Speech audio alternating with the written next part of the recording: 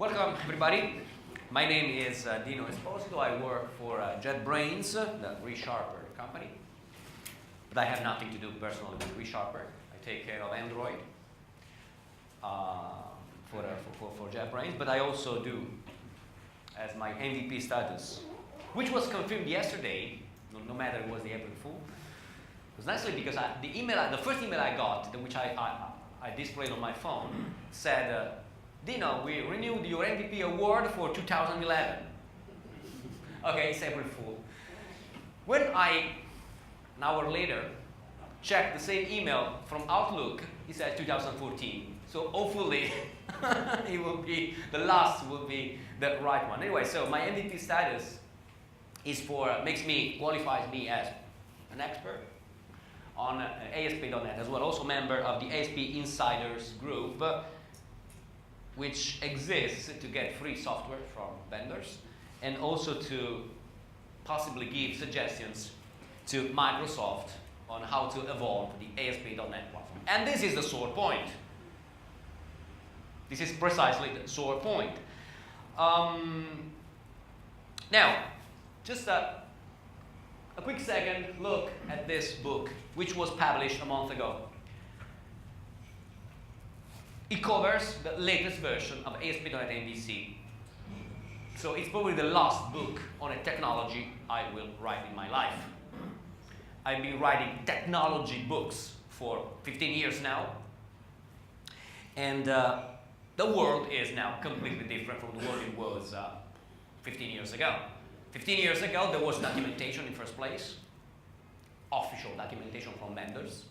So people, authors, could learn in first place, digest the documentation, and then build stories on top of that to make it easier and faster and more effective for other people in the industry, actual developers, to learn effectively and quickly. So still today, I wrote probably 20 books in my career. At conferences, it's not unusual that people stop me and say, look, I just want to say hi and thanks because you made me a developer. I grew up with your books and I learned all I know today because of your books. But this is not something that can happen to the next generation of developers because the world is different. There is no this documentation has disappeared, and I cannot, me, any other people who writes book, cannot honestly write books learning how it works first and then explaining things to people. It takes time. It's not impossible. It takes time and nobody has the time. We don't have the time and the revenues, okay? It's not worthwhile financially to do this. And developers in the wild have no time to learn.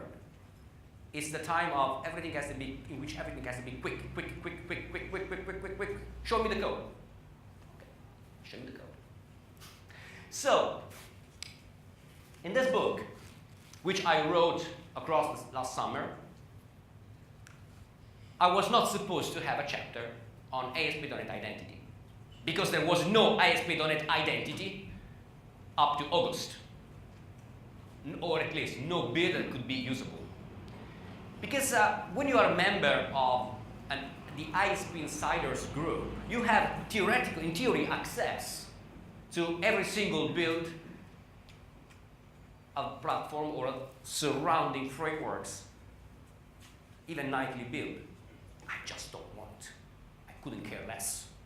Just, if you don't trust what you're doing and if you don't want to actually share with the wild, why should I? I don't have time to waste. There's no money that I have to pay my bills, right, like you. So there's no money for me in checking your nightly bills. Okay? So in August, there was nothing that was worthwhile to be included in the book. In October, when the book was going to be finished, appeared ASP.NET Identity version 1. Okay? Let's wrap up. And I added in the security chapter of the book, a short wrap-up of identity. But in the short time between the first draft of the chapter, the technical review and the second author pass on the chapter after the technical review has been done, it changed it completely.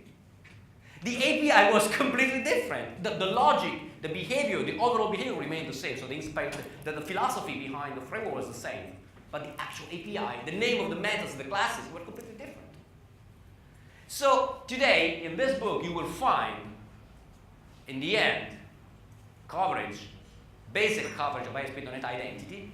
But if today I invite you to buy that book, to say it covers, it's probably the only book at the moment that covers ASP.NET Identity, you likely will be disappointed of the content there. Because March, 10 days ago, March 20, I think, they released Identity 2. Because meanwhile, between version 1, which was released in mid-October, and version 2, mid-March, 5 months later, meanwhile, they realized, oh my God, we missed the list of users. I'm not kidding. I'm not kidding. In Identity 1, there is no API, no way, no way in the official provider interface to get the list of users. We missed it. I fucking missed it. And they released Identity 2 last week, 2 weeks ago. So, this is the world, the crazy world in which we live. Which leads me to this tweet that I made yesterday. My 4 steps to a great presentation. I think that I'm not exaggerating if I call myself, and sorry if I look, to have a huge ego. I've been told, okay, it's not my fault, I've been told for 15 years, right? That I probably have a good talent at telling people stories, technical stories.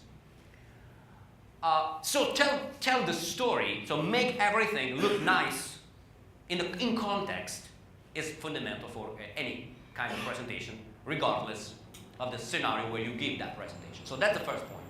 Tell me the story. We are developers, show me the code. But if I show you the code without telling you the story, I'm kind of keeping you off the real context. Because we write software, right, but we write software for the real world, to solve real problems. That's what we do. What they do in Redmond, I don't know. But here we write software to address specific problems that live in a context. Without the context, we wouldn't call to write any kind of software. But any software, and because it lives in a context, it must obey general rules. We call usually business rules. And to address business rules, it took 20 years before we got it. We cannot simply, follow rules by adding if statements, or maybe a switch statement if you want to be smart. Okay, we need to step up and try to grab the sense of the domain where the context, the business context originates. So we need to understand the rules of good architecture on one end and business domain rules on the other end. And we need to be able to mix the two things together. So yesterday, anybody attended my presentation on MVC5? Quite a few people. At least 2 times yesterday, I told you specifically by following the, let's say, official, classic learning path that is pushed your way, you probably see just one segment of the big picture. And specifically, I referred yesterday to the layered architecture, which is the state-of-the-art modern architecture, which is the evolution of the classic 3-tier pattern: presentation, business, and data access. But if you want to learn, or want your developers, your junior developers, learn how to do good ASP.NET programming, the most reasonable thing you do is pointing them to tutorials on the website, the Microsoft website, and most of the articles, posts that you find all over the place. And the most architecturally advanced kind of thing you find is there's a controller here, and just because it's a controller, it's smart. But the controller is like button one click we had in web forms for 10 years. And then there are repositories, so other classes that just wrap up data access. You have separation, for sure, but it's not enough. So it's much better than having any code into the controller, because the controller is smart, it's cool. So separation, controller repository is one key step, but it's not enough. So by forcing you to look into that as the best practice, I mean, it's a good practice, sure, but it's not the best practice. And good is not enough. I mean, it's enough if you write the music store or the pet store simple application, but when you start having a little bit of business logic, and it doesn't have much more sophisticated than just validation, that's enough. Good is not exactly what you want. And best, which is more than good, comes at nearly no cost. The only cost is understanding that there's a slightly bigger picture. But your narrow focused vision you inherit is limiting you. That's the point. So ask yourself, that's the fundamental issue in point 3 here. Let me see the general rules. Try to wonder whether there is a bigger picture you're missing. In a great presentation, my honest opinion, this is a fundamental point. At that point, re-show me the code so that I can put it in the right context, and even I can be able to find to the code and the technology, even the simple, stupid code you're showing me, I can find a place in my context, in my business, and make use and have some takeaways out of the room. Okay, ASP.NET Identity. It's yet another membership API. It's exactly that. Now, as a member of the ASP Insiders group, for the past couple of years, I've seen coming in my inbox dozens and dozens of emails asking Microsoft to do something to fix the issues of the membership provider class that has been around, and it's still around since 2005. So Microsoft, in 2005, when they released .NET 2 and ASP.NET 2, they gave us, and that was probably the last well-done chunk of code they did, they gave us a membership subsystem. So basically you should be familiar with that, because it's exactly what you are probably using now to implement membership systems, roles, users, change of password in your web-based systems, whether you use MVC or you use web forms, it doesn't matter. But the membership mechanism was based on a provider class, which was encapsulating data access, so which was responsible for retrieving and saving user information, their passwords, their roles. And the default implementation of the membership provider was using a SQL Server table with a fixed schema, created using a separate command line tool. And also, at some point, they gave us a web-based interface based on localhost to edit with a graphical tool to edit the structure of the database. But it worked. They also made the provider pluggable in the sense that you could easily create your own provider to replace not much the logic, actually, because a membership component doesn't need to do extra things. It needs to allow you to do some CRUD on users, roles, managing the association between users and roles, change the password, log in and log out. That's it. So by creating a custom membership provider, you don't want probably to implement sophisticated, innovative logic. All you want to change is the structure of the storage. And maybe you want to change the definition of the user. So what is, with a modern term, is called claims about the user. So not just the name and the password, but also the email, the age, the birthday, I don't know. Whatever, it's important in the context of your app to identify the user. So the information you want to have always at hand when it comes to managing users. So these are the two things, store and user definition. So now if we, okay, the membership provider so was fun, was okay, but when people started creating custom providers, because the most common reason for creating a custom provider was, okay, fine, I love it, but I have already my database of users, and it doesn't match, of course, the default schema that the membership API supports.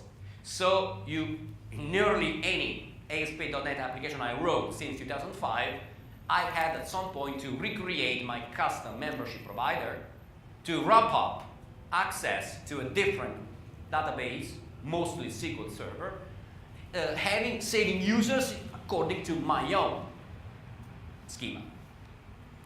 When it comes to this, you figure out that building a membership provider is inheriting a class from a base Microsoft provided class which has 25 methods. And you probably need to override just one. Validate, in most cases it's just one. Validate credentials. So the method that just checks the credentials provided against your database. That's the only part you need to change for sure. Everything else, for the most part, is throw not implemented exception or just go with the base implementation. Except that the membership class is, for the most part, abstract. So you still have to write code.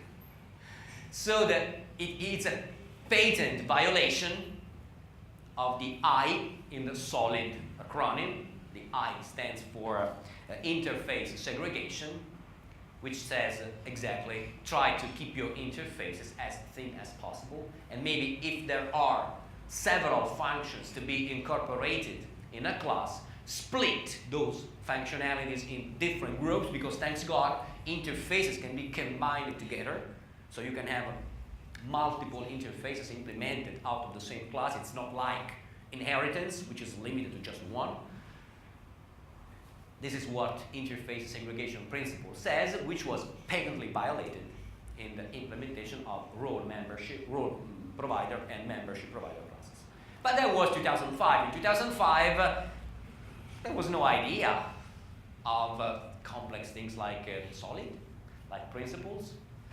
It was still the Visual Basic age. Just make it work. Just put a button, click, and it goes. It was a different, totally, completely different time. But membership API has been still there for years. At some point, when Microsoft released, what was that? Another thing that I'm still researching the rationale. Web pages. I still don't know web metrics and web pages. I still can't find any justification for that. They put out simple membership because they said, look, if we have some idiots willing to do ASP.NET programming and cannot afford learning ASP.NET, and they want to use something simplified, like web pages, which is exactly the same, by the way, then let me give these guys something simpler to do membership. So they created a simple membership, which at some point, with MVC4, I think, also became the standard way of doing identity stuff. And curiously, the standard way means we use this API in the typical template that Visual Studio creates for you, which is an amazing way of defining a standard. We use in our demo, which is one of those horrible pieces of code I have ever seen, but anyway, we use it now. You want to create a new application?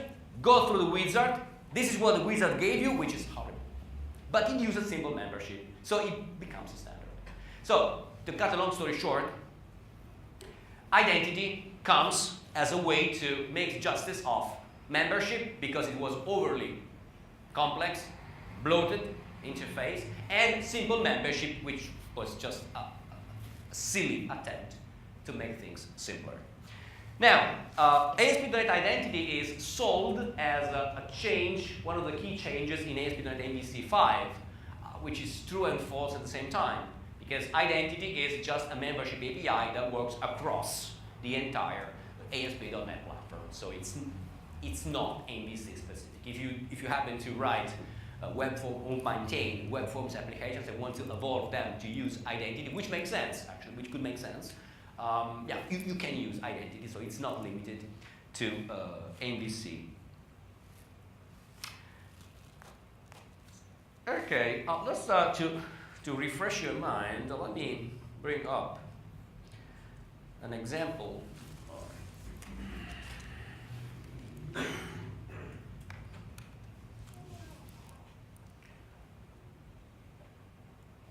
What it is, a sample membership provider.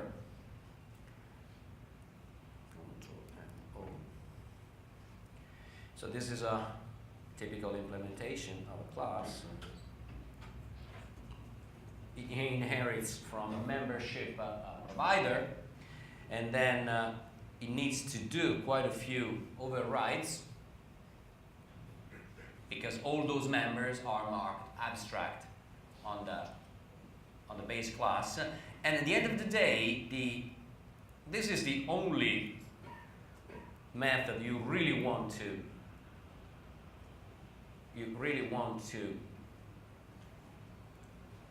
override, because it's where you decide whether provided credentials are valid or not. Everything else, get user, get password, change password, may or may not be part of the system. In particular, in this sample, this is a piece of a booking system, so it's a production app.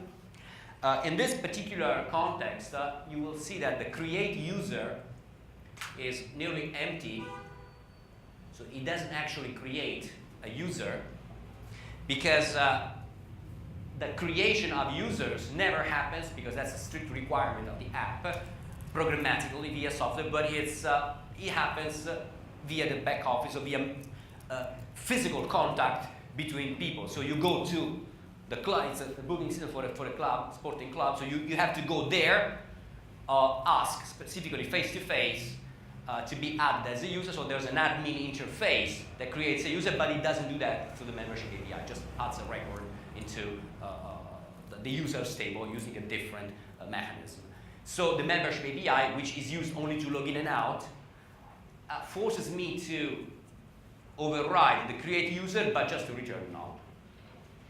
And you see that the membership user, it's the definition of what a user is in the context of the API, and it's not something you can change. So that's it. It may have fewer, too many properties, whatever, regardless. That's what that is made available, and there's no way for you to change it. So if it contains fewer properties, that's a problem. If it contains too many properties, okay, you have to live with that. So these are the two big issues. The overly complex structure of the provider, which was essentially required only to manage a different non-default store, and the definition of the user. And these are, there's a similar, just for completeness, structure for roles, for managing roles. Control-M-O. Except that the interface is only a little bit, the base class role provider is only a little bit simpler, has only fewer methods, get all roles for user, in role, and is user in role. Okay, so the purpose of identity is trying to make this more flexible and simpler to use.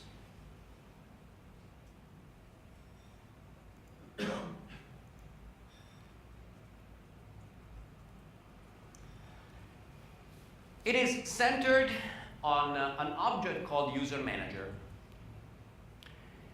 And the user manager is, has two guys to help: the authentication manager and the store manager.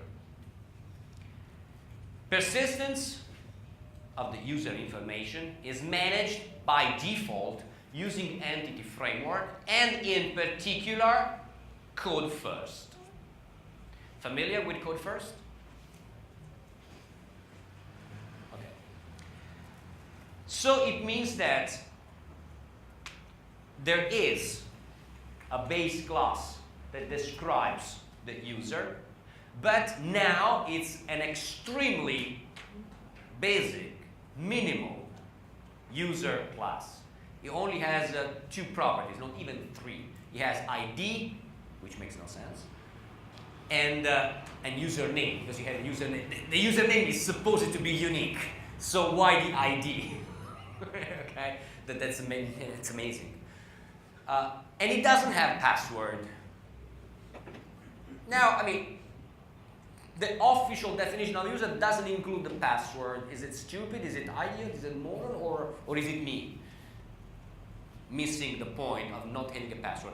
I assume that there's probably exists some logic in not putting the password field, the password property, on the minimal definition of the user, because this API integrates well with the social authentication or auth.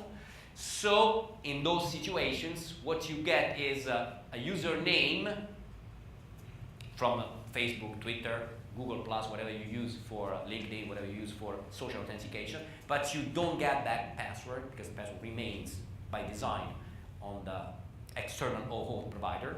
So probably this is the reason why there is no password defined. But at the same time,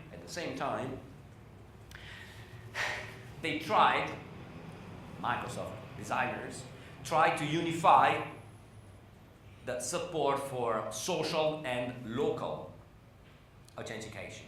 And if I do local authentication, I need a password. I definitely need a password. So at the end of the day, 99.99% of the time, you must create your own user to add, at the very minimum, the password field. Okay?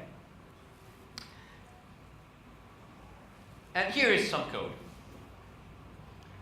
It gives you the, this is code just taken out of the original identity source code that gives you the description of what is the user the definition of user manager and iUser. So user manager is a generic class which accepts a T-user type, which is expected to implement iUser, and this is iUser. String ID and string username. This is read-only, this is get-set, and I don't know. This is what they done. I don't see the point of in idea. I don't see the point of this being read-only, and this is to be get-set. I don't know. Maybe I'm wrong, but I would consider one property to identify uniquely the user. And okay, that property could be just read-only because, I mean, in an interface, it could be defined as read-only because I expect to have a sort of constructor or a factory on the class that implements the interface where this value here is injected. So to create a user, I use a constructor or a factory which requires me to pass the ID or the username, whatever it is. So probably, I mean, but just trying to guess, to read their minds, this is the primary key, so to speak, and the username is just the display name.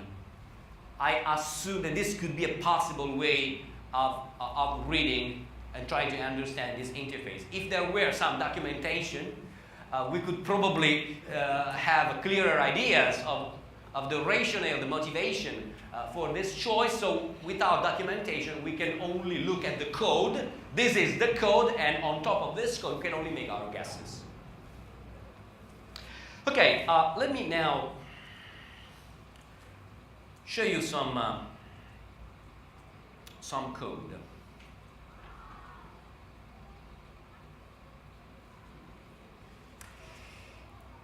I want to play dirty. I want to play dirty, and let me first create a brand new project using Visual Studio 2013 and MVC 5.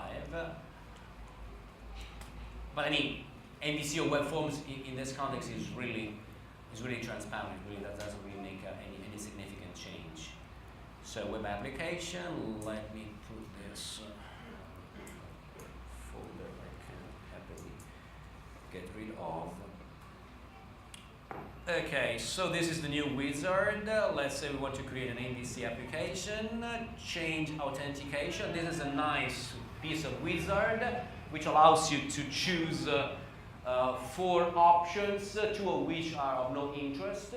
No authentication and individual authentication. These are because organizational accounts has to do with Active Directory. And if you are, I think that's my guess, if you are using Active Directory, you're not passing through the wizard here. And also Windows authentication makes no sense for most of the situations. So, okay, let's go with individual user account. And let's see what we get.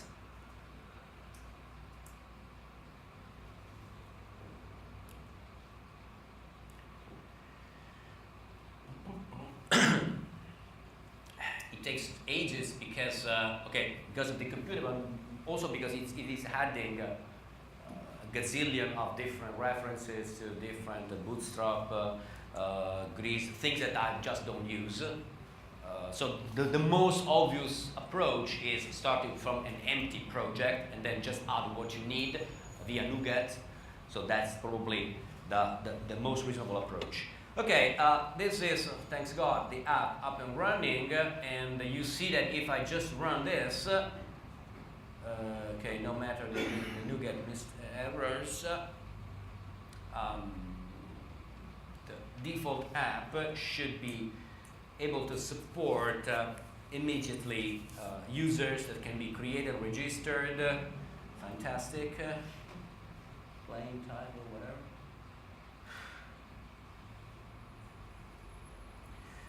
I have no idea what's going on here. Okay, doesn't matter. Let me kill Dropbox.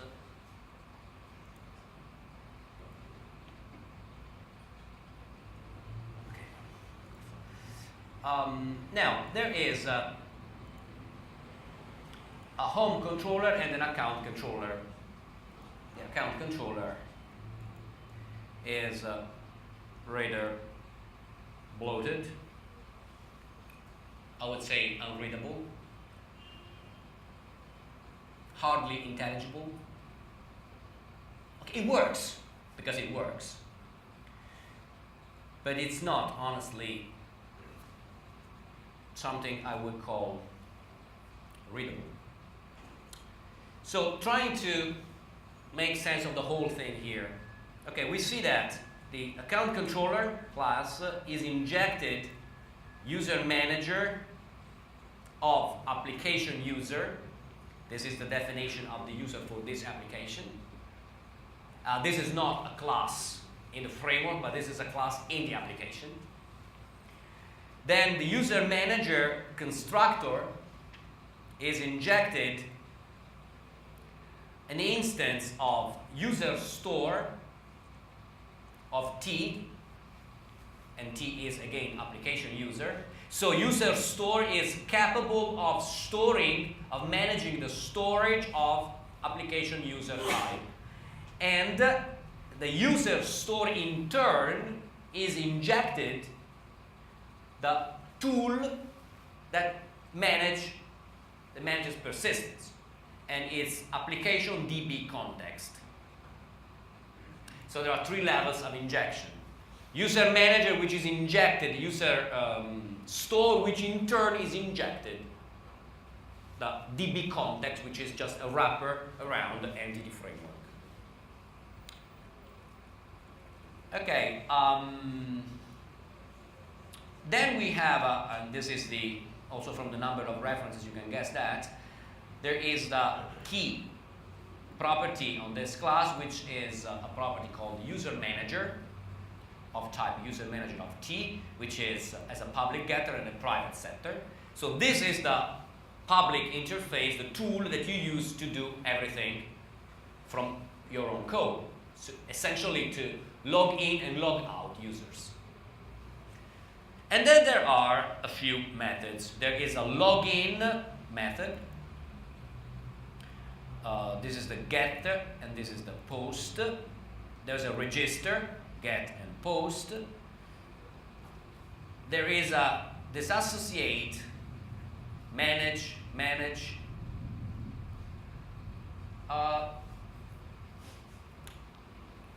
Again, this is, in my opinion, the perfect example of confusion, of showing you the code without giving you the context. I mean, I was looking into a few of your faces with people here sitting in front of me, and up 10-15 seconds ago, I had a few guys here in particular, because you are just in front of me, their faces were saying, yes, I'm getting the point, I'm getting the point. Disassociate, what's the point? I mean, that was my interpretation. Okay? And actually, I'm not saying that disassociate or manage are out of place here, but they add an extra level of complexity. They essentially are methods put into the account controller to give you a programmatic way of disassociating, of breaking the association between a local and a social account. So the key idea behind identity, and more importantly, one of the aspects of the identity API is trying to unify authentication that happens socially through Facebook, Twitter, and social providers, and locally, so through your own code, the classic membership code. Okay? So the idea, and it's not bad, is that you have a list of local accounts, user objects, that have in turn associated multiple logins. That's the term used in the API, where a login could be a local login, so username and password, or it could be references to authenticate via Twitter or Facebook or LinkedIn. So this associate is a way to, okay, the user at this point decides that it doesn't want to be given the chance to authenticate via Twitter. So it wants to tell the API to remove the possibility of authenticating via Twitter. So it's just like when you deny permission as a Twitter user to an external application to use the services of Twitter. So this is the purpose of disassociate, which is it's not a bad idea, but put in the context of a basic application like this, to me it appears a little bit too much at this level. And manage is simply the API to modify the user. So edit profile, essentially. External login and external login callback, these are interesting, even though the name is probably not completely clear about the purpose of those two methods. They serve the purpose of authenticating socially. So it's essentially the API through which Facebook, Twitter, LinkedIn, and all of the supported provider, OAuth provider, pass through. So you need to have these two guys, okay, if you want to support social OAuth authentication. Link login, I have no idea what this is. External login confirmation, log off, okay, makes sense. Fail or remove account list, and there's a lot of noise. So, if you want to understand how it works, you get rid of all this crap and start from scratch and use this particular example. Now, I want to, again, spend a few moments, few seconds to tell you, sorry about that, personal story. Happened not that many days ago. I wrote an article for MSDN magazine on identity. The first article I wrote has been published on the March issue. And the article I'm talking about will probably appear on the May issue. And it's based exactly on the code I'm going to present right now. And the technical reviewer of the article was the PM of ASP.NET Identity. And the comment, and I got back from the editor, was, "This is great stuff, people will love it." I bet, of course I would say, because it probably explains how it should be told, how the story about identity should be told to people. And the core of that article, which will appear probably on May, is this code here, in which essentially I started from scratch. Empty project. And let me close everything and really start from scratch. So I have a home controller here, which only has a few stupid demo things. Then you see that I have 3 controllers that may be related in some way to security, to authentication actually. There is the login controller, there is the identity controller, and the account controller. So what's the relationship now between these 3 guys? In the hope of having used the right terms, English-wise, login controller is the controller that I use to log in and log out. That's it. That's the only responsibility of that controller. Account is the controller that I use for more advanced and specific things like changing user information, editing the profile, or changing the password or setting or resetting the password. Identity controller, however, is a common base class that both account and login inherit from, which is going to be constant, invariant, just a base class, that provides a lot of the necessary noise that makes identity work. So this means that most of the, actually identity controller is heavily based on the code that Microsoft provides through the standard authentication code.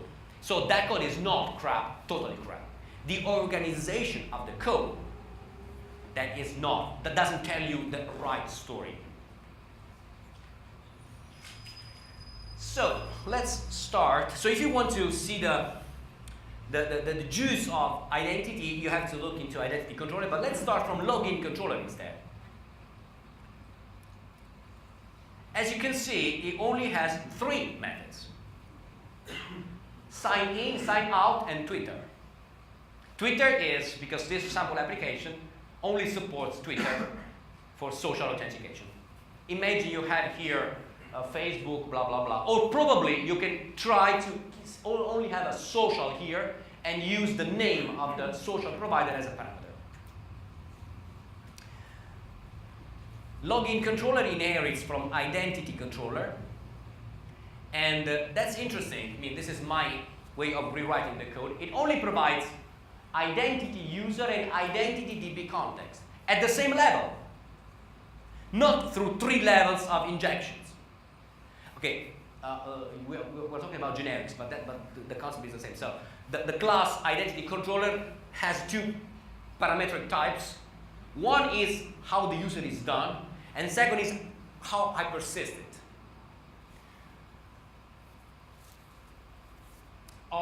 There is a bit of simplification here, in the sense that identity DB context, the suffix DB context makes it clear, I'm not really changing the API for persistence. So the actual database, it's always the same, so it's entity framework.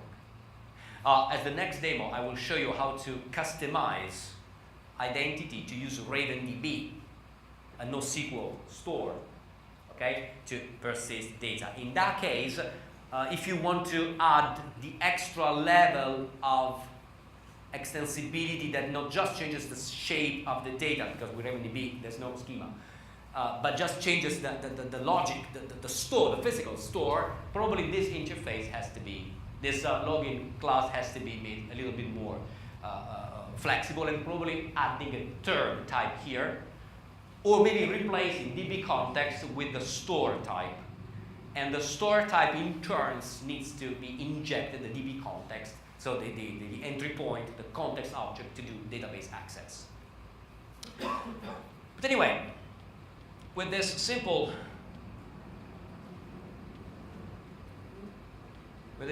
definition, okay, this is a very simple class, and this is enough to manage my login and logout. Let me show you what it takes to sign in. Code is fairly trivial, because the get method, so that displays the login page. We are talking about login, the regular login where you enter username and password. It just sets the return URL, the remember me to a default value, and just displays the form. So there's nothing special here. The post checks that the model, the login view model, so username, password, maybe remember me, everything is okay there. Then this is a way to interface the identity low-level API. So it first finds the user, checks to see if the user exists in the store we have. So it uses user manager. User manager is a property defined on the base class identity controller. So you assume you have a user manager object that you use to query against the user backend that you created, right? So you have, okay, tell me about the user with this name and this password. If we get the user, if it's not null, we just sign in the user. This is another method on the base class, and we redirect to the return URL. Trivial, clear. Otherwise, okay, model say add error, model return message display to user. That's fairly trivial, right? If you think back for a moment to the structure of this code in the old days of ASP.NET. You replace user manager with forms authentication, the class forms authentication, and the methods of those on that class, and it's there. And it's there. So the logic is extremely simple, clear, fluid. Okay, for sign out,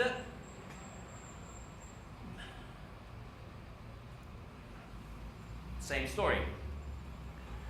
We use to sign out authentication manager. Actually, authentication manager more than user manager is the counterpart to forms authentication that we used for years in plain ASP.NET.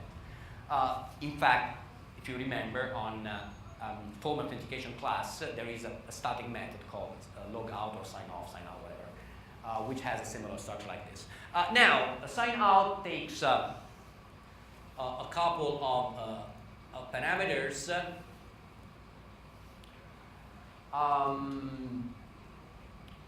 These parameters express the flexibility of the ASP.NET Identity API, in the sense that this is an important change that will become clearer probably already this afternoon as build starts in San Francisco, or maybe next month with TechEd, because Microsoft is going to make important announcements. Okay, everybody knows about this kind of announcement, so it's no secret here, about the future, VNext, blah, blah, blah, blah. But if you've been on the news, on the updates, ASP.NET related, you haven't heard about OWIN. Okay, so it's been on everybody's mouth. OWIN is going to play a key role, essential role in the future of the Microsoft web stack. So maybe next year, maybe 2 years from now, as soon as IAS, ASP.NET VNext, Visual Studio VNext, .NET VNext will see the light, OWIN will be everywhere. And this is an excellent point, because if someone passes me, and this happened, an article, what do you think about Katana, OWIN, blah, blah, blah, blah. I read the article and I say, hey, I couldn't care less. It doesn't change my life. I actually write applications today. I couldn't care less. But if I try to make sense of what OWIN represents, wow, it's great. It's a great idea. I wish they had this idea and implementation way back. Because OWIN is all about decoupling the web server and the client. So ASP.NET becomes just one possible client of IAS. And your applications become just one possible client of your pages or your single page applications. Your HTML pages become just one possible. So in other words, every HTTP-based interaction is managed through the general interface of OWIN. OWIN is an interface, okay, that sets how interaction between client and web servers should occur. What's different today is that it's the ASP.NET runtime. That's the issue. What we generically call the ASP.NET runtime, so the HTTP handlers, HTTP modules, HTTP context, the pipeline, the sequence of events, begin request, end request, everything that happens along the way, output cache, authentication, authorization, all those steps are hard-coded. So they have not an open interface, but they are hard-coded. What was the tight integration between ASP.NET and IAS, which was all about the improvement in IAS 7, if you remember that, the integrated pipeline mode, which was sold as the greatest advance in technology only a few years ago. Today he said it's the worst mistake we made in the history of software. OWIN denies that. It's about tight coupling, integrated pipeline, versus loose coupling, OWIN. So we are moving now from tight coupling towards a world in which everything is as loosely coupled as possible. This is the important change that OWIN is carrying. But it's not a change that happens today. So today, learning about OWIN beyond the big picture, to me, makes no sense at all, because it doesn't change your life as developers, or my life as a developer. In the future, maybe next year, I don't know when my ASP.NET new will be out, Web API new will be out, IAS 9 or whatever will be out, that's a different story, because at that point, OWIN will become a new API to learn. But nobody knows today which kind of form or shape or colors that actual API is going to have. We know generically about the interface of OWIN. But this is only to call your attention on the fact that OWIN is going to be important, but probably not today. So if you have time, try to make sense of what it means, how it works. But today, it doesn't change your life. So back to this code. OWIN also brings the idea of generalizing all the possible steps that take place in what today we call the HTTP pipeline. And one of the steps, as far as authentication is concerned, is the creation of the cookie. What in ASP.NET is called the ISPX auth cookie. That cookie is gone, replaced by other cookies. And in fact, if you use with this sample app here, if you use Fiddler, you will see that when a user of this app is authenticated, there's still a cookie that travels with each request, but it has a different name. So essentially, they are trying to abstract concepts, and using the cookie to track user information is one possible way, and the structure of the cookie, the content of the cookie may change according to the OWIN implementation that the particular web server is going to offer. So this is, we are simply saying, hey, look, this form of authentication may be based on two cookies, the application cookie and or the external cookie coming from Twitter or Facebook or typically social or both authentication providers. So it means when you sign out, look, there might be two different cookies to look at. The application cookie is the classic, is the general form of the classic ASP.NET Forms authentication cookie. And finally, Twitter. Yeah, this is all that you need to have if you want to authenticate via Twitter, and for Facebook is exactly the same code. The code, you just change provider name there. Instead of Twitter, you use Facebook.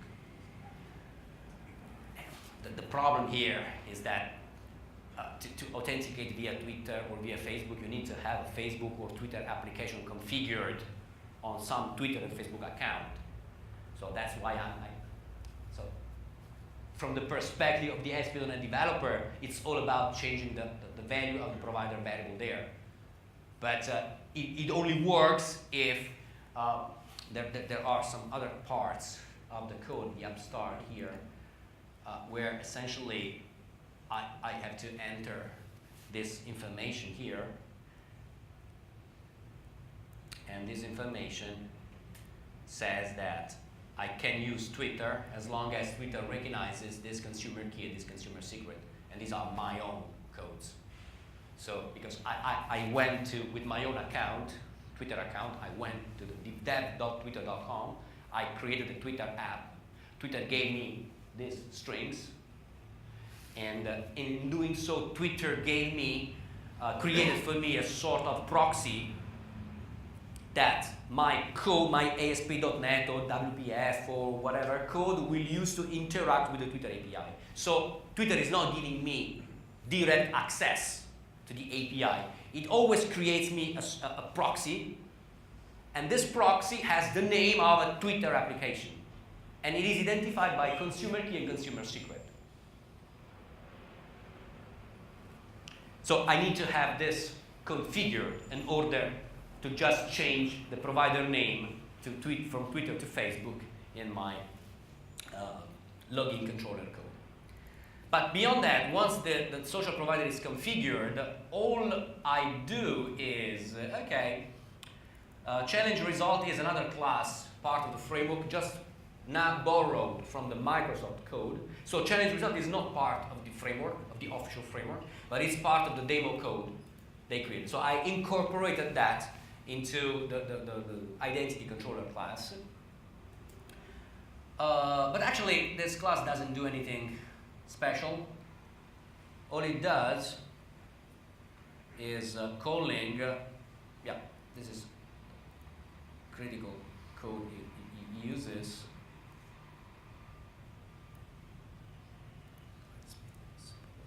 Use the fluent interface to make it easier to read.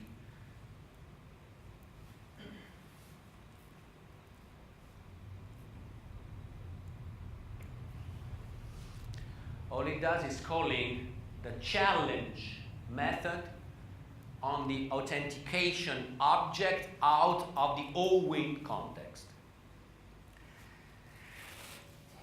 Now, how can I? Oh, this will probably, with a little bit of refactoring on names, so this will become probably the way to go in the future.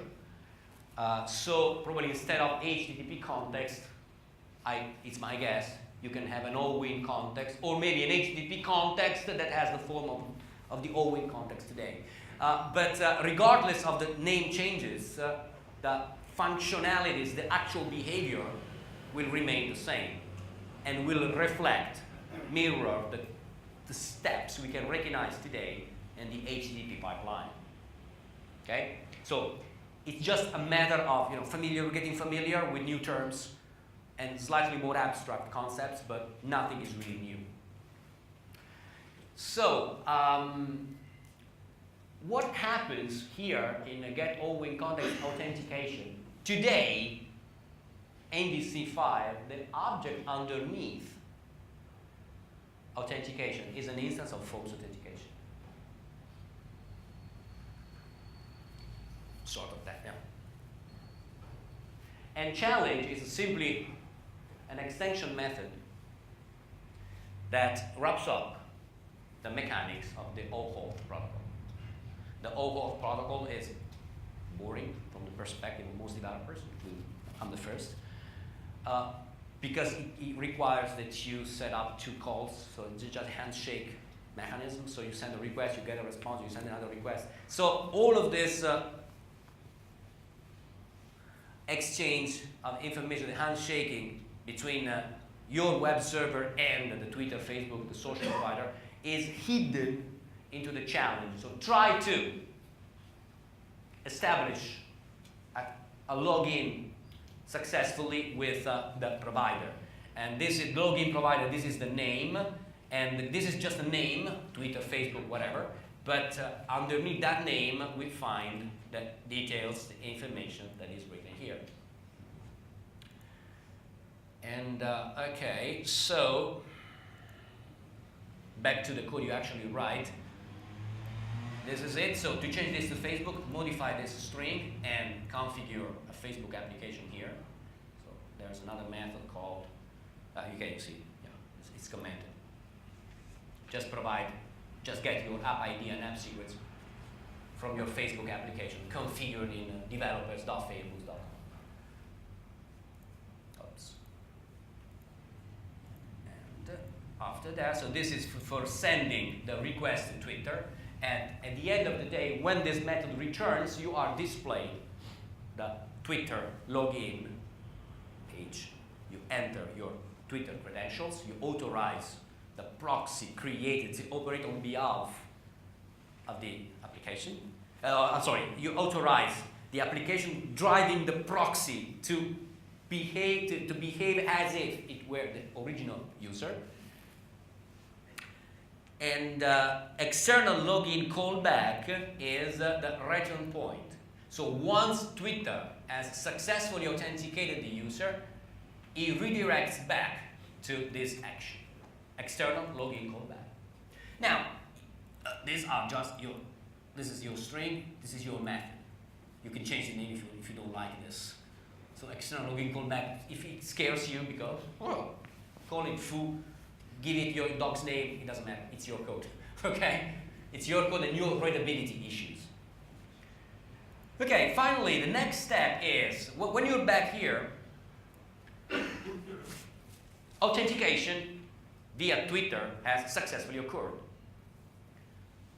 Okay, if this is null, so you call the authentication manager, which knows the details of the OAuth communication, to get external login info. Again, the name, in this case, external login on the authentication manager, this is a name you cannot change. It has to remain external login, actually.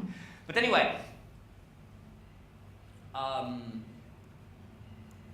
with this method, part of the API, you grab login information made available by the social service. So you get the username of Twitter, you get the potentially any information that Facebook makes available, so the birthday of the user, the email of the user. At the very minimum, you get the username. And if for some reasons the authentication failed because the password was not correctly inserted, or maybe the user canceled the authentication because he was scared by the permission the proxy requested, login info is null, and you just redirect back to the sign-in page. Otherwise, your next problem is how to use that information you just got from Twitter to create a user within the context of your application. So get basic user identity is a custom method I created in it's a protected method on the identity-based class controller. And me show you the implementation, which has a very, very basic implementation. So it gets the name of the user, right? Because login info default username is what we pass. And we just create a list of claims. Claim is system security claims, class of .NET Framework. And we say, look, the list of claims for a very basic user identity contains the name of the user. So claim type's name is just a key in a sort of dictionary to say this is a name and this is the actual value. So you have to think of the list of claims here as a sort of dictionary in which the key column contains the type of the claim, so the piece of information we have about the user. So claim types.name indicates, okay, this is the name of the user, but other options are date of birth, or email, or gender, given name. So there are several, it's a generic enum type, right? So it indicates specifically what type of information you are making available about the user. At the very minimum, you want to make available the username. And this is what we do here. And after that, we create a claims identity type, which is built on top of the list we just created, and says, look, this is going to use the regular authentication cookie. So these claims are going to be saved in the regular application cookie. So it's just like, this saves us a lot of the burden that years ago, and still today if we use the regular ASP.NET authentication, we have to create your own custom principal to save extra information. The regular cookie contains only the username in ASP.NET today, right? If you want to store extra information, the cookie, the forms cookie object contains an extra data field that contains a string, and in that string, serialized using your own algorithm. You can put any extra data you want. But then, to make that data available through the HTTP context.user, you have to create a custom principal object that just adds the extra properties, put in this principal custom the deserialization logic that reads the string and extracts pieces of info. So if you have email and birthday, you will want to say email, pipe, email, or comma email. That's your custom serialization, and you have to deserialize that back to distinct pieces of info, birthday and email, and expose this through the custom user object you create. So it's all code you have to write over and over and over again at your own expenses. This is done through the claims interface and the claims identity class generically. So this is an enhancement that doesn't come directly with identity, but is beneficial also to identity. And this says that these claims are going to be saved into the cookie, authentication cookie for this application. Okay. At this point, once we have the identity, all we do is call sign in and say, look, sign this user in. Okay, we want a persistent cookie, and we pass the identity object.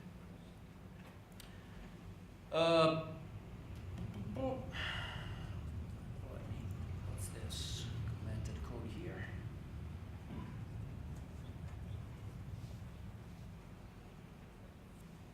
This is another, the commented code here is another way of doing the same. Actually, this is much simpler. It doesn't pass through claims. So I call it get basic user identity because it gives you the infrastructure for you to add multiple claims, like email, whatever. But if you just want to deal with username and you don't care about possibly extra pieces of information, the commanded code is all you need, and it's probably also easier to figure out because it creates a new instance of the user. Okay, application user, that's your user object. The username is whatever comes from the login information. You sign in using the default value for authentication properties. Or you can sign in, okay, synchronously or asynchronously, and that's it. So this is 3 out of these 4 lines are what you need if you want to have the default behavior of authentication as you have it today, that only cares about the username. If you want to care about the username and possibly more, maybe in the next release, you might want to use, for the same purposes, the 3 lines and get basic user identity, which I think is protected virtual in identity controller, so that you can easily override that method in your own implementation to customize with minimal effort. And now, account controller just deals with the registration of new users. And it contains nothing really special. This is the post method. It gets input data via the view model, extracts information from the input model and creates an identity user. Actually, yeah, I used application user, but actually it was an identity user, so it was example code there. So identity user is the base class of users in this application, this example. So you create the user, you create on the user manager the user passing the information here, and also adding the password, because it's required to be a separate parameter. And if you succeed, you sign in the user. So nothing special, just plain code using a slightly different and more general, more abstract API. Finally, I want to offer you a view, a perspective of the code in identity controller, so that the real code that runs underneath. Identity controller, T-user and T-DB context. T-user needs to be identity user or a further derived class. Identity user is, as you see there, is a Microsoft class.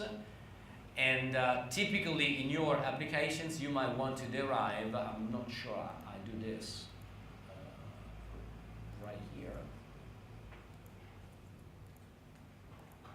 No, I'm not using that, but if you want to have your own custom class, you just add your custom class and inherit that from identity user.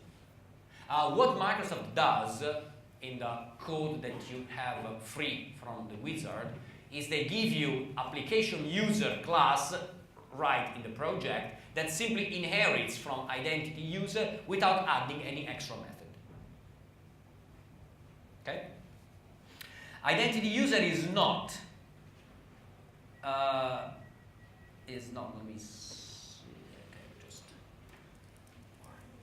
equals new identity user dot. So you find quite a few properties here. So identity user is not iUser, the interface. Identity user is a real class with quite a few properties. He has ID, he has username, he has roles, he has a password hash, because the manipulation of passwords is automatically going through hashes. If you want to, and I invite you to go through this code and the other example that I'm going to show in a few moments, you will find an implementation of the password hasher. So in this way, you don't even have to care about, oh my God, I want to hash password, but I don't have it. There's a predefined class that just automatically hashes passwords. You also have a security stamp, which is a date time. And okay, if this information is not enough, you are welcome to derive a new class and add as many properties, extra properties, as you like. So, identity controller just saves an instance of user manager. Here we go. It also has an authentication manager, which is just the get all in context authentication I have a sign in that simply creates. So when you sign in a user, first everybody is signed out. Any external cookie is signed out, and a new identity is created. And the commented code here shows what to do if you want to add extra claims, like name, email. Of course, as long as this extra information for the claims are coming your way through the definition of the user class. Because if you don't have an email on the user, there's not much you can add here, except a constant maybe. Okay? And then sign in. So you need to have an identity object, either created, returned by user manager, or created by you by putting together a list of custom claims. And you call sign in on authentication manager, and this is framework code. Redirect to local, plain code, get basic user identity. So these are just a few. Oh, I didn't make this virtual. You can make this virtual if you want to easily override in derived classes. So this splits the complexity of identity in 3 blocks. Login, 3 methods. Login, logout, and then Twitter or Facebook and or. So 2 plus all social authentication you want to run. Account for registering and things like reset the password, get the list of users maybe, which is not available as a function natively in ASP.NET Identity 1, and identity as a base class that just becomes part of your infrastructure. A thing that is not completely obvious here is that identity controller also relies on challenge result. So maybe you can create your own helper DLL and put those 2 things together. Okay, if it works, I'll be happy to give a quick demo of how login and logout really work.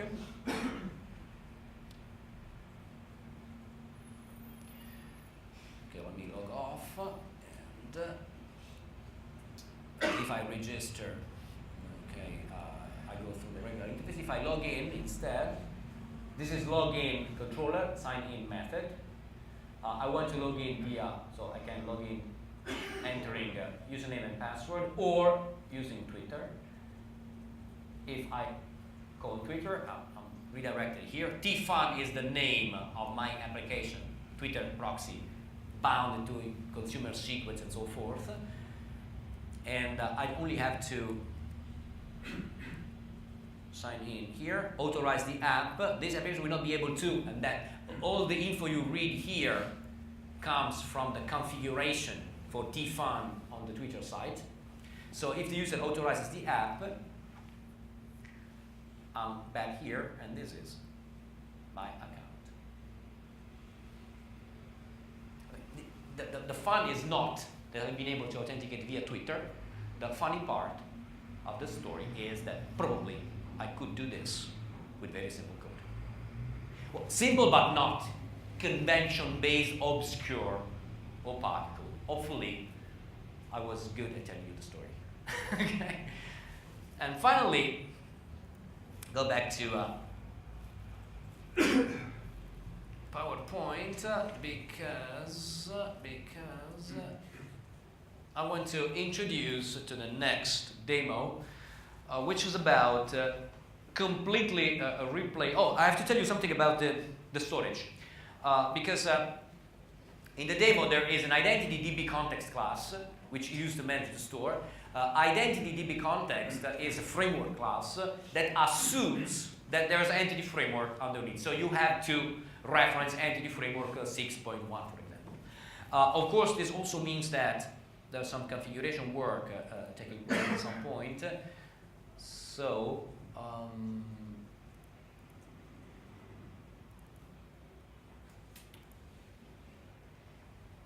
in startup auth with a class named startup. This is an all-win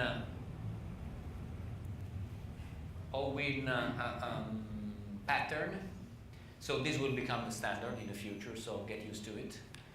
So what we do here is enable the application to use the cookie, okay, to use on the cookie temporary information about coming from authentication and social authentication.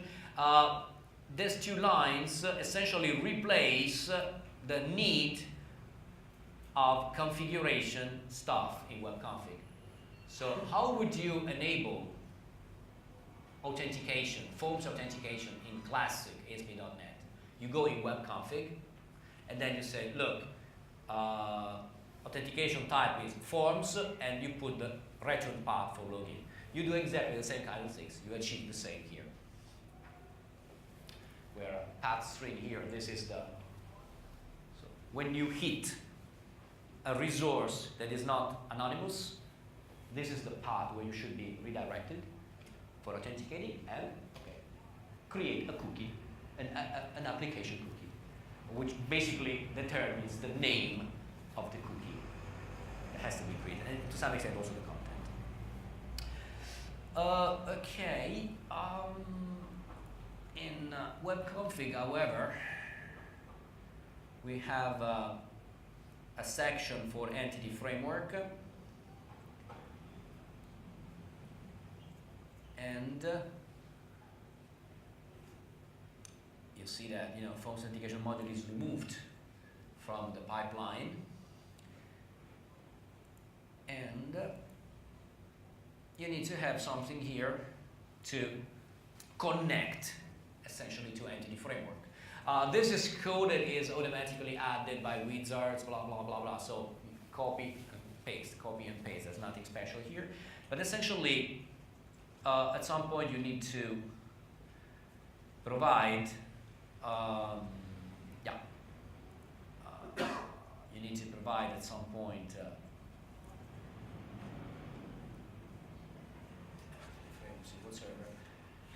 I'm trying to see where is the default connection, right? I was looking for the connection string to entity framework. There should be, at some point, there should be a connection string. It's called default connection, and and this is in this case I'm using a local database called old social. This is it's called social in the data directory in app data. Old social ASP.NET dash name of the app dash an ID. Of course, you can change this, and it's just a connection string actually. But if you change the connection string here, you must guarantee that there's a database with an expected schema. If you want to change completely the schema, it works more or less in the same way it worked with classic membership for years. You create your own store, and to make things even more interesting, I'm going to show you how to completely change the rules, and instead of using entity framework, I want to use RavenDB. But there's a reason why in my demo I'm going to use RavenDB. Okay, RavenDB because I'm curious about that. It looks to me even easier to set up for a quick demo than MongoDB or others. And more importantly, because it's a document database. So a document database means that you just pass it an instance of a .NET class, and it just persists as is. Because one of the problems you face with this approach, code first, which is used by default underneath ASP.NET Identity, is great, but code first is, okay, you give me the definition of the T-user class, and I persist it.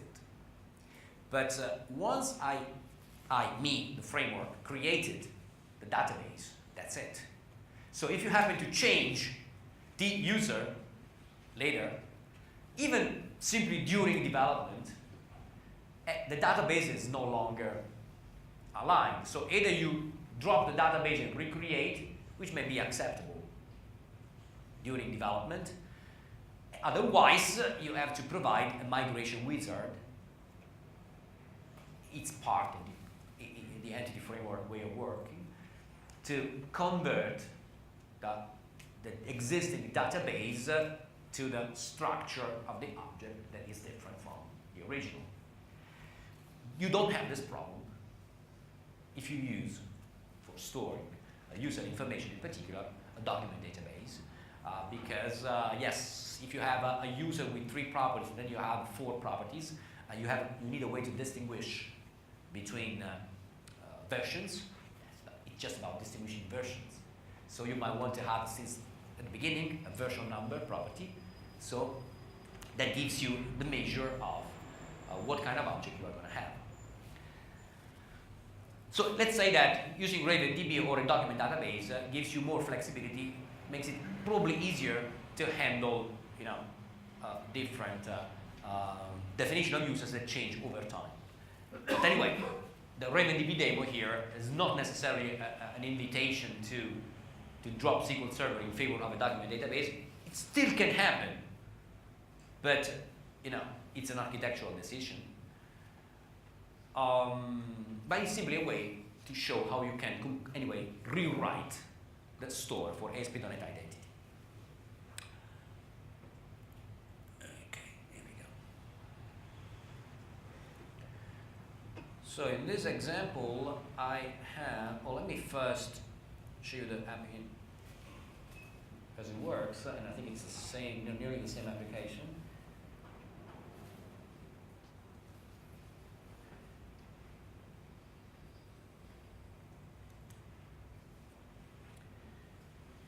Yeah, it takes a while to instantiate RavenDB the first time.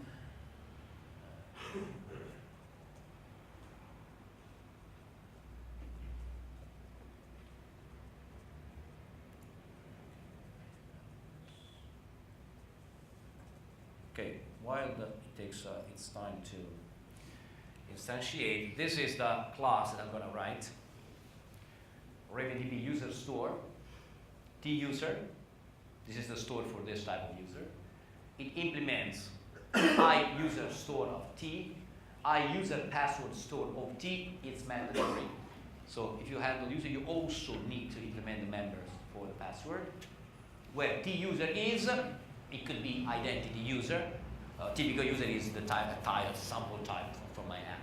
But this type anyway inherits from identity user. Are we done? Not yet. Wow.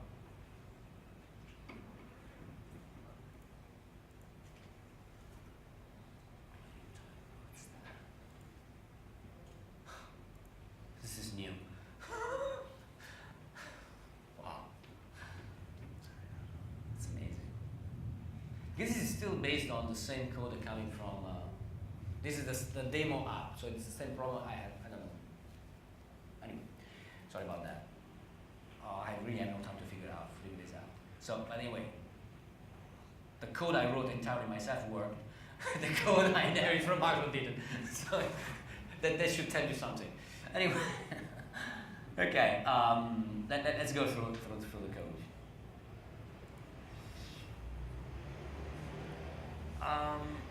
The account controller class, I didn't put any effort or any significant effort here to simplify things as I did in the previous example. So,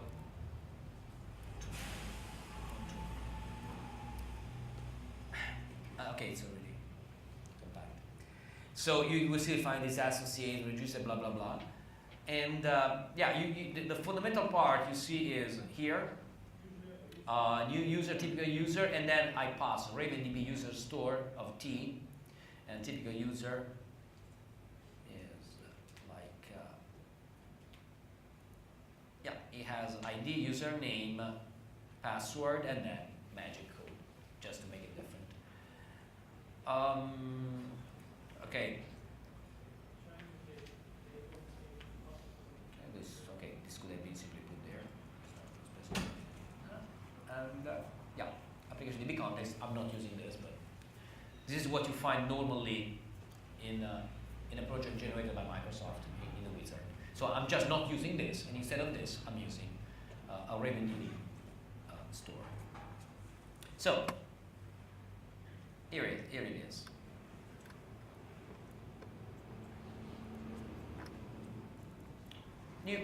So everything happens. So in the controller class, this is the only thing I change. Okay? So everything happens within RavenDB. And now to set up RavenDB. I'm using RavenDB as embedded, so embedded in the app. So I'm not using it. You can use RavenDB as a Windows service, as an HTTP server, or embedded in your app. I'm using it embedded in the app. Okay, so there is the initialize method, which creates an embeddable document store. This is the name of the connection string in the web config. I initialize and save the document store instance, the entry point, the database as a standing member, as a singleton of this class. This happens upon loading of the application. Okay, so in the store, the first thing I do is opening the session and save this into a private member iDocument session. And after that, I just proceed creating the methods for iUser store and iUser password store. ReSharper says that this is grays this out because all of the members in user store are already in iUser password. So the reason why I have both interfaces listed is to make it clear that this class acts as a user store and a user password store. But iUser password inherits from user store. So that's why ReSharper the text and makes this gray out. So create async, find by ID, find by name, update async, delete async, set password. These are part of iUser store. And then in addition we have a set password hash, get password hash, and as password async. These are the methods, the three methods on the password store interface. Create async. That's what it does. The user is passed and just stored into the document session. That's enough to store the object, to serialize the object in the folds of the embeddable store of RavenDB. Find by ID and find by name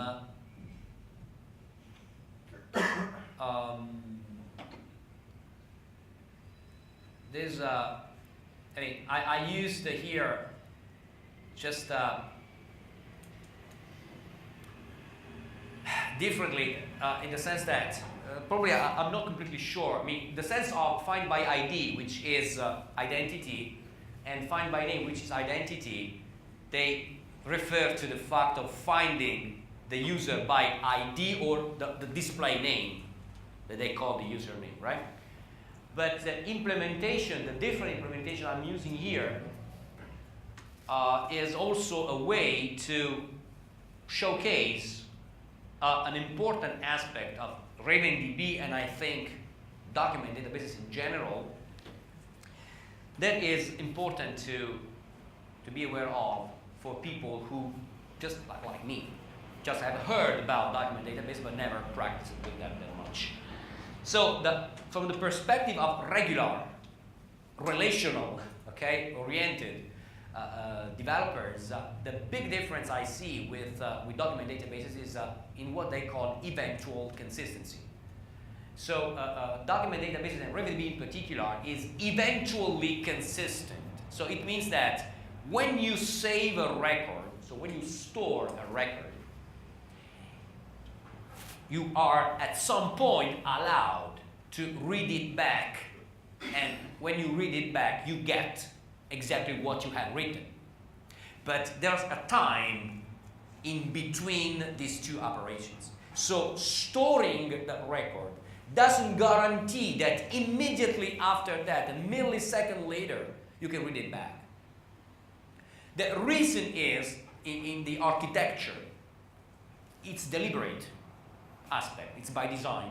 It says that because document databases are created to make writing records extremely quick,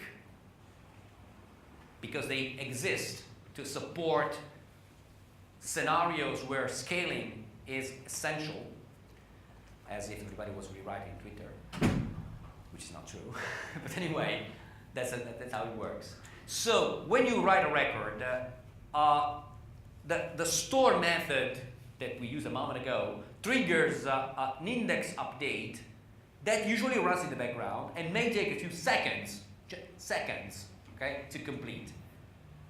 So if you happen to read it back in an interval between the update of the record and the update of the index, what you get back is the old copy, as if no changes affected the app, the store.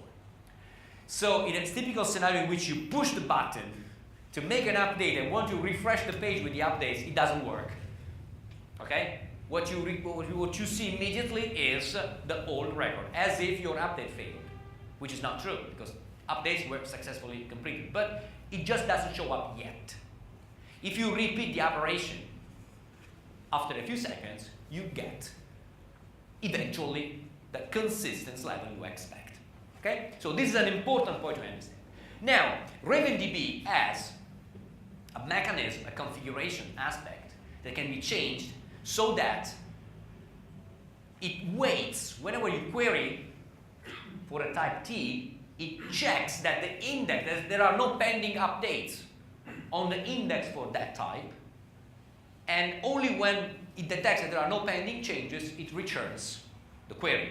So it can be immediate if there are no pending changes, or it can take a few seconds if there are pending changes.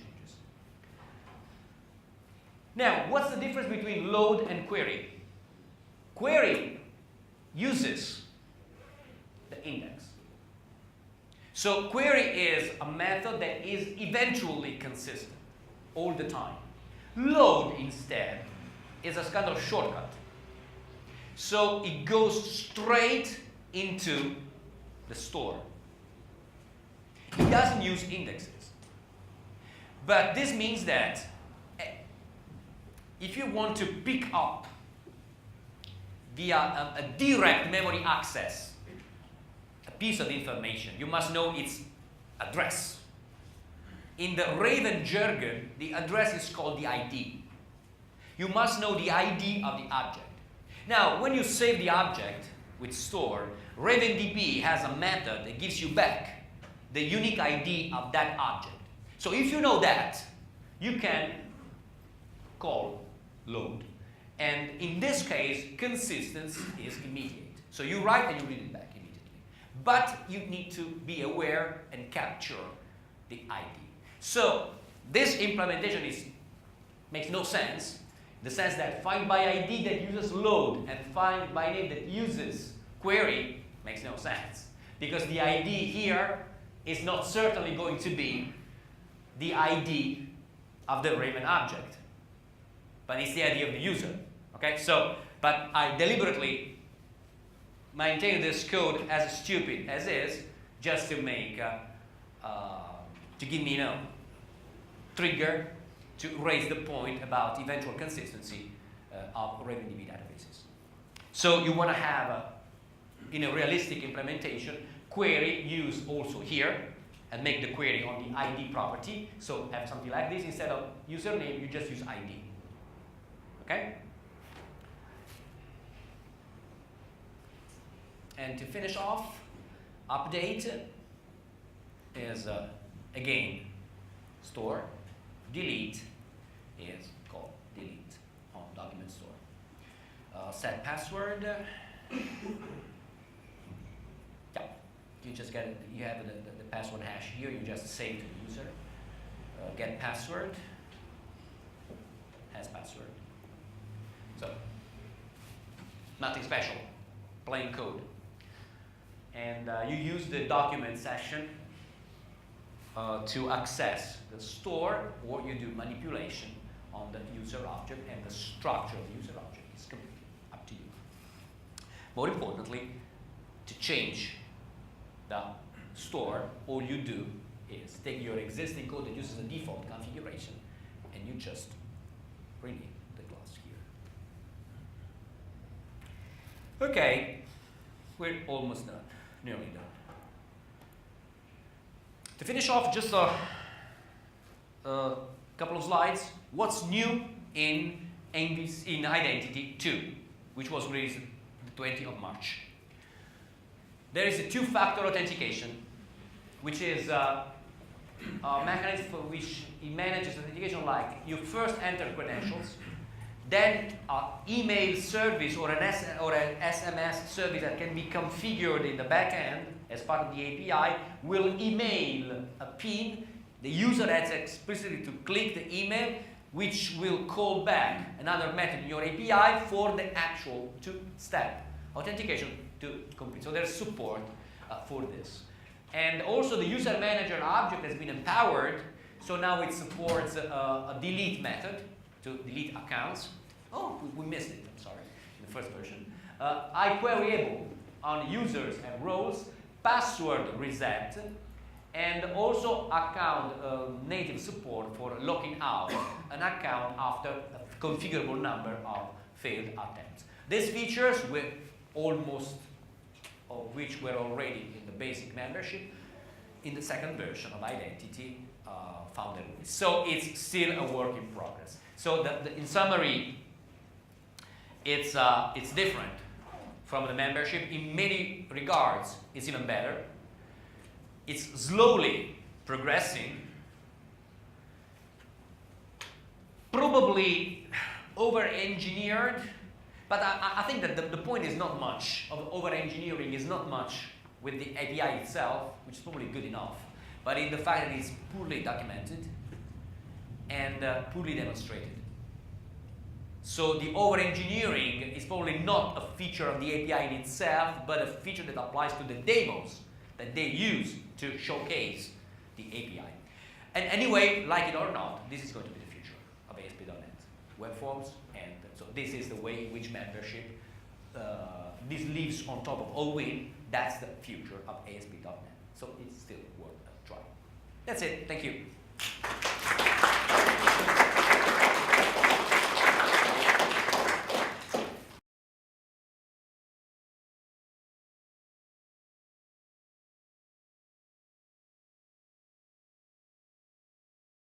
A SQL Server table with a fixed schema created using a separate command line tool.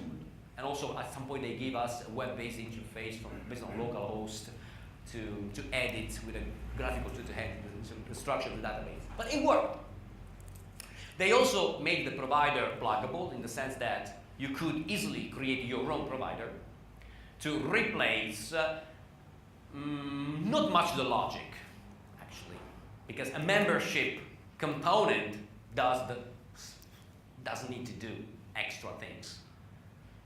It needs to allow you to do some CRUD on users, roles, managing the association between users and roles, change the password, log in and log out. That's it. So by creating a custom membership provider, you don't want probably to implement sophisticated, innovative logic. All you want to change is the structure of the storage. And maybe you want to change the definition of the user. So what is with a modern term is called claims about the user. So not just the name and the password, but also the email, the age, the birthday, I don't know. Whatever, it's important in the context of your app to identify the user. So the information you want to have always at hand when it comes to managing users. So these are the two things, store and user definition. So now if we, okay, the membership provider so was fun, was okay, but when people started creating custom providers, because the most common reason for creating a custom provider was, okay, fine, I love it, but I have already my database of users, and it doesn't match, of course, the default schema that the membership API supports. So in nearly any ASP.NET application I wrote since 2005, I had at some point to recreate my custom membership provider to wrap up access to a different database, mostly SQL Server, saving users according to my own schema. When it comes to this, you figure out that building a membership provider is inheriting a class from a base Microsoft provided class which has 25 methods. And you probably need to override just one. Validate, in most cases it's just one. Validate credentials. So the method that just checks the credentials provided against your database. That's the only part you need to change for sure. Everything else, for the most part, is throw not implemented exception or just go with the base implementation. Except that the membership class is, for the most part, abstract. So you still have to write code.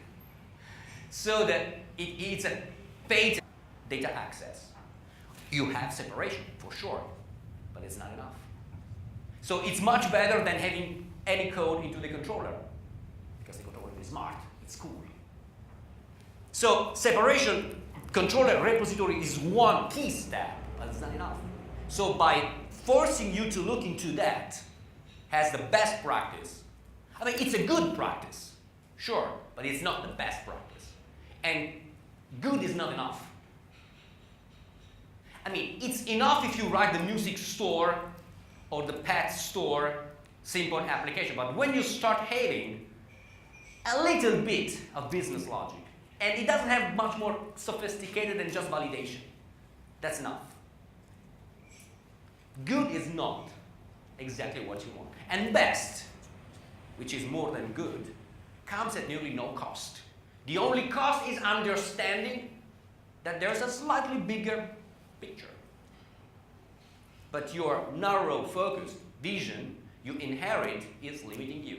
That's the point. So ask yourself, that's the fundamental issue in point 3 here. Let me see the general rules. Try to wonder whether there is a bigger picture you're missing. In a great presentation, my honest opinion, this is a fundamental point. At that point, re-show me the code so that I can put it in the right context, and even I can be able to find to the code and the technology, even the simple, stupid code you're showing me, I can find a place in my context, in my business, and make use and have some takeaways out of the room. Okay, ASP.NET Identity. It's yet another membership API. It's exactly that. Now, as a member of the ASP Insiders group, for the past couple of years, I've seen coming in my inbox dozens and dozens of emails asking Microsoft to do something to fix the issues of the membership provider class that has been around, and it's still around since 2005. So Microsoft, in 2005, when they released .NET 2 and ASP.NET 2, they gave us, and that was probably the last well-done chunk of code they did, they gave us a membership subsystem. So basically, you should be familiar with that, because it's exactly what you are probably using now to implement membership systems, roles, users, change of password in your web-based systems, whether you use MVC or you use web forms, it doesn't matter. But the membership mechanism was based on a provider class, which was encapsulating data access, so which was responsible for retrieving and saving user information, their passwords, their roles. And the default implementation of the membership provider was using. Welcome, everybody. My name is Dino Esposito. I work for JetBrains, the ReSharper company. But I have nothing to do personally with ReSharper. I take care of Android for JetBrains, but I also do as my MVP status, which was confirmed yesterday, no matter it was the April Fool. It was nicely because the first email I got, which I displayed on my phone, said, Dino, we renewed your MVP award for 2011. Okay, it's April Fool. When an hour later, checked the same email from Outlook, it said 2014. So hopefully It will be, the last will be the right one. Anyway, so my MVP status is qualifies me as an expert on ASP.NET, as well, also member of the ASP Insiders group, which exists to get free software from vendors, and also to possibly give suggestions to Microsoft on how to evolve the ASP.NET platform. And this is the sore point. This is precisely the sore point. Now, just a quick second look at this book, which was published a month ago. It covers the latest version of ASP.NET MVC. So it's probably the last book on a technology I will write in my life. I've been writing technology books for 15 years now. And the world is now completely different from the world it was 15 years ago. 15 years ago, there was documentation in first place, official documentation from vendors. So people, authors, could learn in first place, digest the documentation, and then build stories on top of that to make it easier and faster and more effective for other people in the industry, actual developers, to learn effectively and quickly. So still today, I wrote probably 20 books in my career. At conferences, it's not unusual that people stop me and say, look, I just want to say hi and thanks because you made me a developer. I grew up with your books and I learned all I know today because of your books. But this is not something that can happen to the next generation of developers because the world is different. There is no this documentation has disappeared, and I cannot, me, any other people who writes book, cannot honestly write books learning how it works first and then explaining things to people. It takes time. It's not impossible. It takes time and nobody has the time. We don't have the time and the revenues, okay? It's not worthwhile financially to do this. And developers in the wild have no time to learn.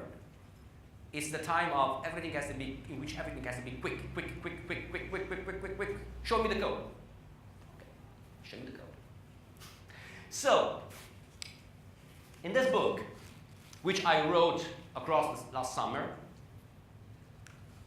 I was not supposed to have a chapter on ASP.NET Identity because there was no ASP.NET Identity up to August, or at least no build that could be usable. Because when you are a member of the ISP Insiders group, you have theoretically, in theory, access to every single build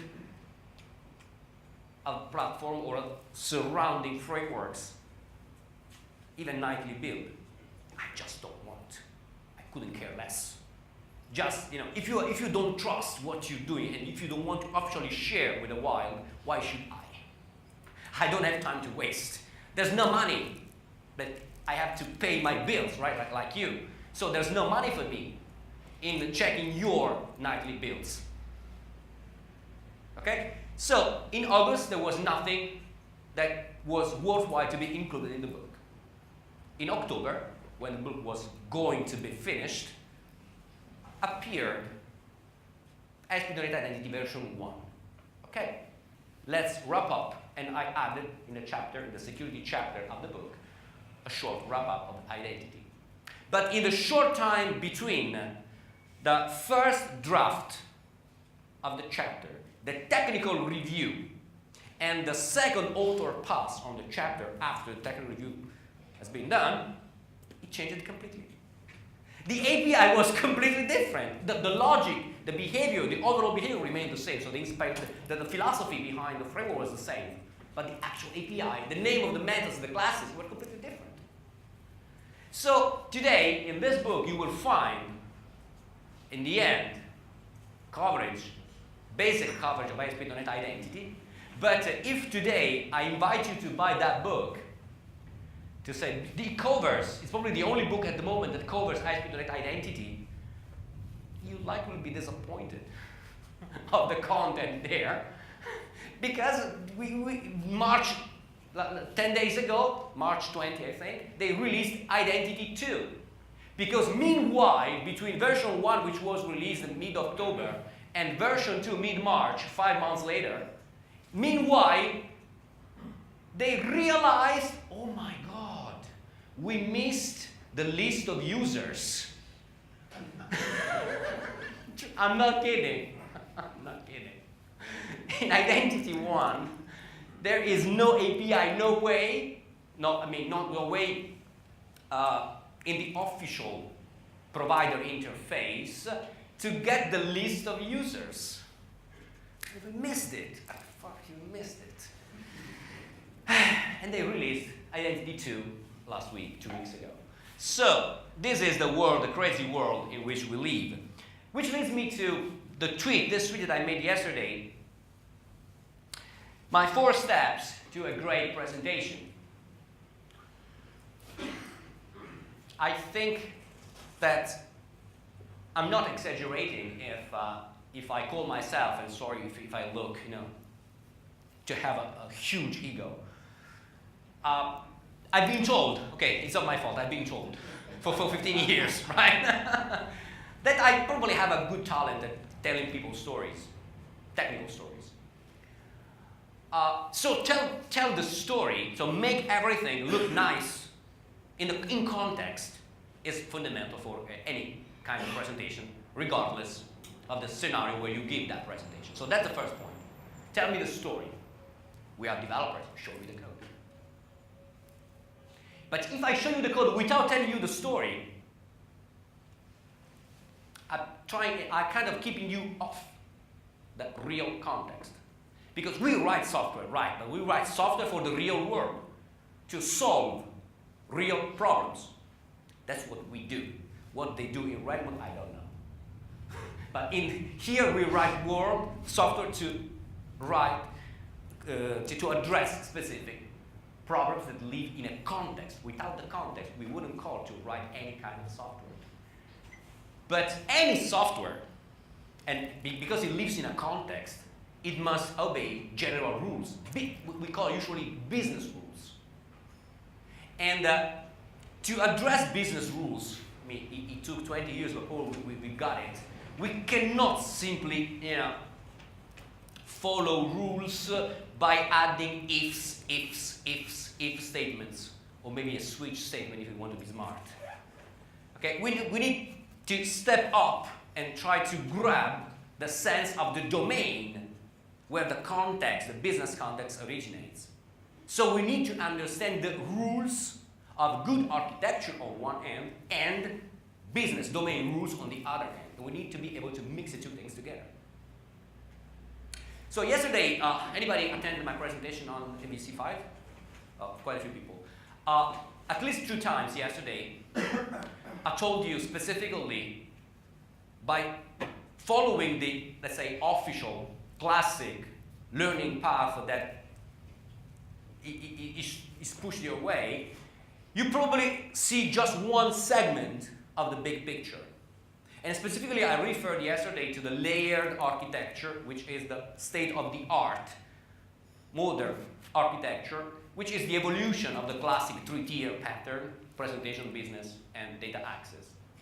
But if you want to learn, or want your developers, your junior developers, learn how to do good ASP.NET programming, the most reasonable thing you do is pointing them to tutorials on the website, the Microsoft website, and most of the articles, posts that you find all over the place. And the most architecturally advanced kind of thing you find is there's a controller here, and just because it's a controller, it's smart. But the controller is like button one click we had in web forms for 10 years. And then there are repositories, so other classes that just wrap up